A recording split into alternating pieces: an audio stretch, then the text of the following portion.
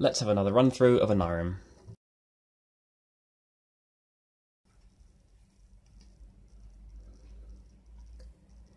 It's an interesting hand to start with, and what I see first off is I've got lots of suns, and I'm going to have to get lucky and find a moon or a key in either red or blue. I've got absolutely no idea which one to start with, so let's just go with red, because it has more cards in the deck. And we'll get rid of this green rather than the brown, because I think it's just better if you've got no way to distinguish between the colours to pick, you know, the symbol you don't have very many of in case you need to switch it. Yeah, I'm going to get rid of my hand here, that makes the most sense.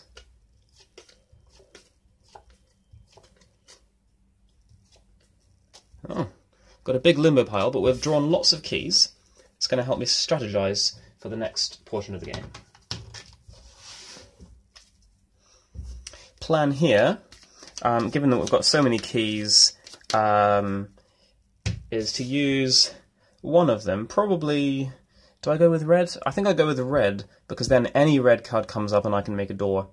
So between blue and brown, not really much difference. I'll go with blue. Come on, single red card. Nope, no red card. It's really bad. What do I want from this hand? Oh, well, of course, the door, because I have this key, and that'll let me own the door.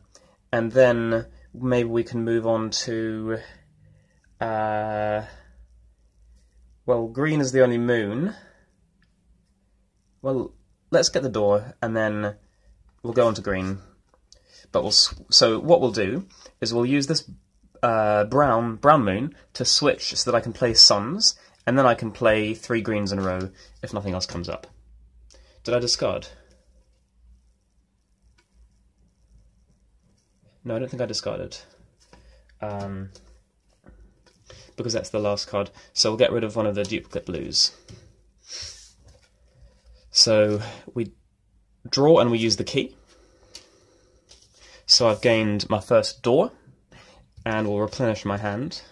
Now what do? We're switching with the brown moon, and then we're going to play some greens. Ooh, yeah, I'll risk it, because I have some keys.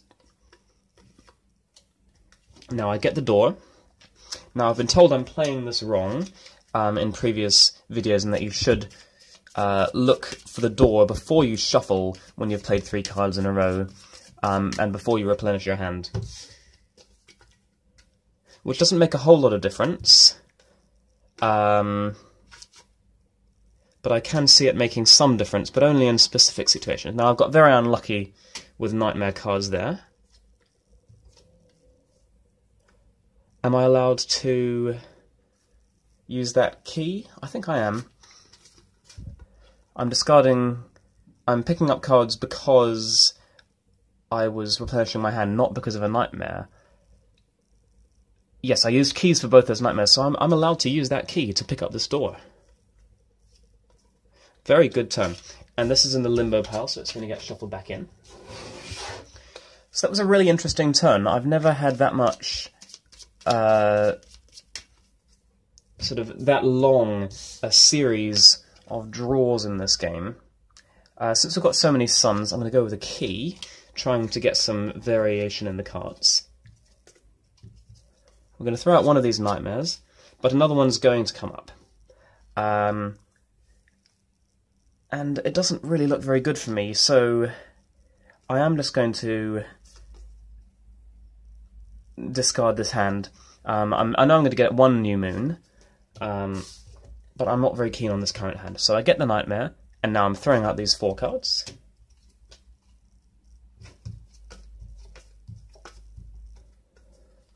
And that's a little bit better.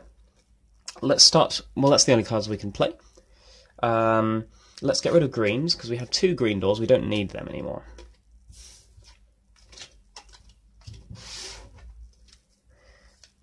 And we're going to have to discard that green card as well, because we're just looking for a key or another red card, something that'll let me complete this door. So we'll use that key straight away. and get rid of one of those. Now this red sun can come on top, and then I'll be able to complete the next red door. And after that we've got some blues, so we'll put those there, just to make sure that we get them by the time we need them. So we replenish my hand, and now we're going to earn that red door. Of course, I'm looking through it straight away. For a red door, which is here. And now, obviously, we need to focus on brown and blue cards, trying to get those two remaining doors. I feel like this has been a reasonably efficient game in terms of cards so far. There's a lot of discards, but also I've got rid of a fair amount of nightmares. So I'll replenish my hand. Well, that's a pity. What do we want to do? I think I want to keep this hand because the possibility of getting this blue door. So I'm going to throw out the top 5 cards. That was it. That's not bad. That's a good result. When you do that, you want to have lots of nightmares and door cards come up in the top 5 cards, because then you're discarding less cards. Of course, you can't discard nightmares or door cards. But if you're discarding fewer cards, that means the nightmare had less of an effect on your game, which is a good thing.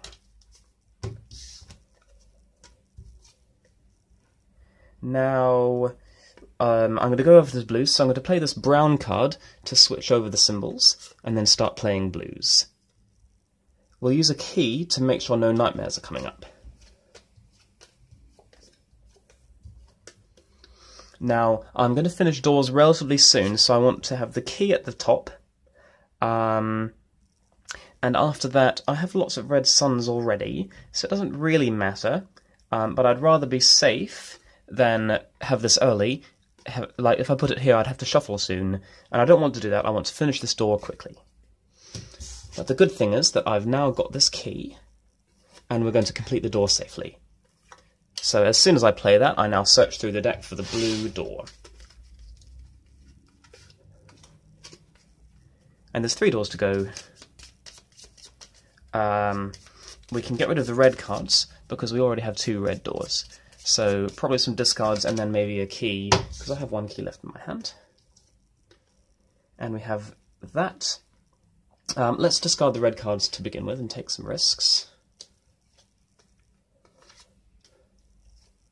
The reason I decided to take risks there was because if I used this key, that's 1 less blue card. And I need my blue cards to get the door.